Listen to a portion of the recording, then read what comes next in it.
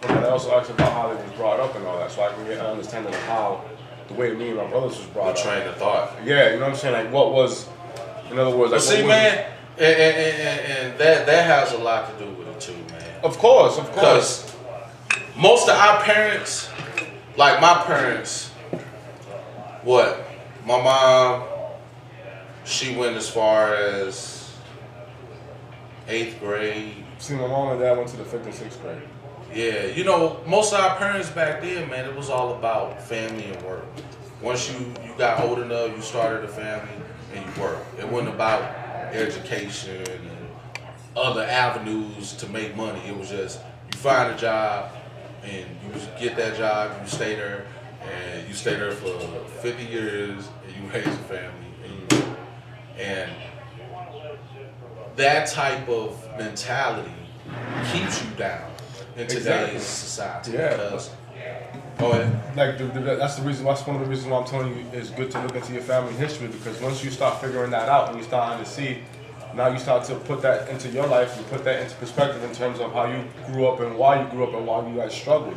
It has nothing to do with us growing up like our parents didn't love us and all like that. It was the way how did they grow up? Did they have it rough? So by them by them raising us the way they did, they're thinking in their mind that they're doing a better job than they had when they was growing up. You know what I'm saying? So when we come to understand that and know, like, damn, you know?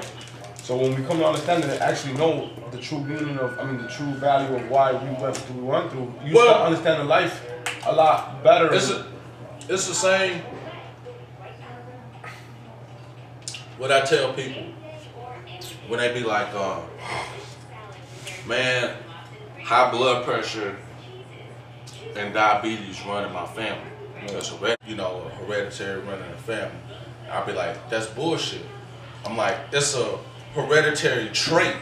Yeah. It's a behavior trait that runs in the family. Yeah. Because if you don't eat food with pounds of salt and pounds of sugar, you will not have high blood pressure. Exactly. And you will not be a diabetic. No matter how far the shit went back, you will not have that. Exactly. So it's the food. It's the food behavior patterns that portrays down. No, that's what I tell my mom now, because it runs deep to my family, high blood pressure and all that. I'm like, yo, the food. I'm like, you guys don't take care of yourselves. Yeah. Don't get me wrong. You know, we have a history in our family of being diabetic, or high blood pressure, whatever, high cholesterol. But you're not doing nothing about it. What are you eating? You don't exercise. Nothing. And you putting tons of salt and sugar in your damn food. So how do you expect to? You know what I mean? But that it's crazy like that though. Yeah. But it's real easy to get caught up in that train of thought because you've been trained to believe that. Child to believe it. Exactly. So nothing changes. Just the same. When's your birthday? February. Oh, you're not looking much. You're Aquarius? Aquarius. What day is that, dude? The 8th. February 8th. Yeah, Aquarius. Wow. The age of Aquarius, huh? Yeah. I turned 28 years old. Holy How old? Shit, dude. 28. I thought you was about to fucking say 20. I was No. like, what?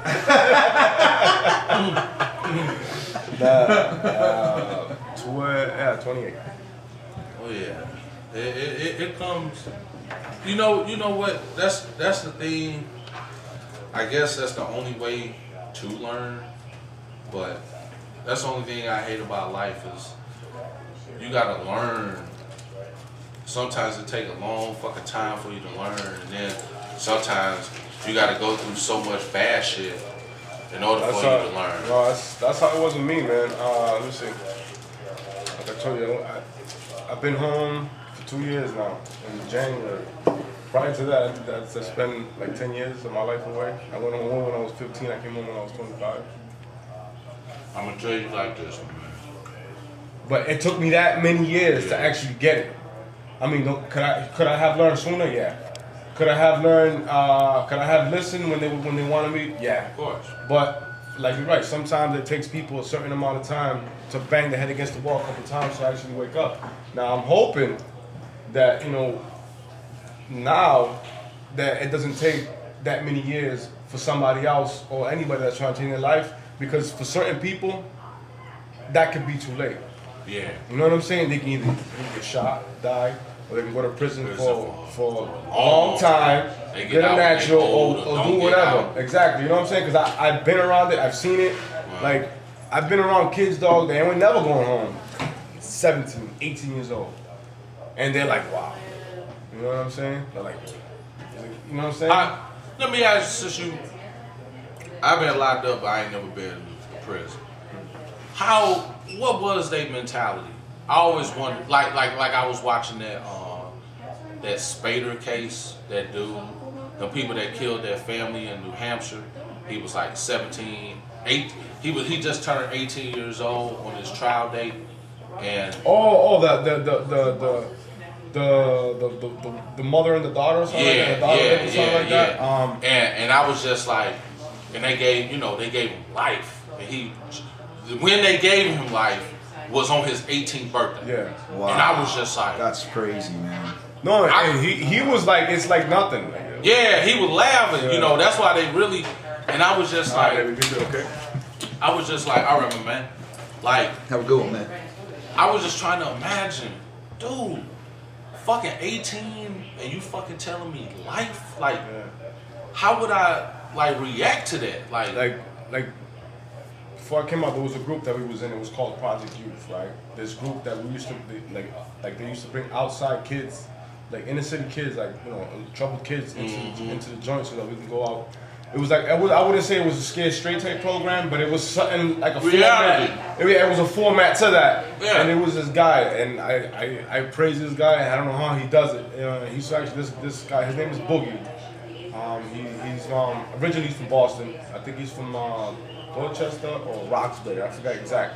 But this kid was on a natural. He went in when he was they gave him the natural, and he was Boogie's 38. 39, he's almost 40 years old. He went in when he was 19. They gave him a natural. And What's a natural? life? Right. Never coming home. Whoa. And you can come in, buddy. What's up, buddy? Come in here, buddy. And we used to, like I said, there was a program that used to bring out kids, and he used to talk, and he was a facilitator of our group.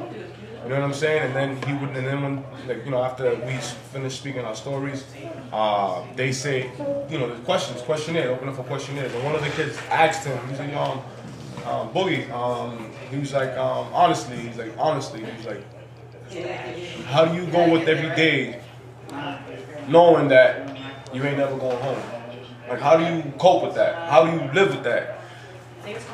And one of the things he was like, he thought about it for a minute. He was like, honestly, he's like, I'm in my bed. He's like, I made my bed. Now I gotta lay in it. And he was like, man, he's like, what I do to stay alive and is to come out here and talk to you guys. I might never get out of prison. My appeals are getting shut down. I might never get out again. But me coming here to speak to you guys and letting you guys know about my life story, about the way I was brought up, the way I lived my life when I was into the streets, is giving me a cause in life to get up every day and come out here and do that to you guys, so I can try to make sure and save one of y'all from coming up in here.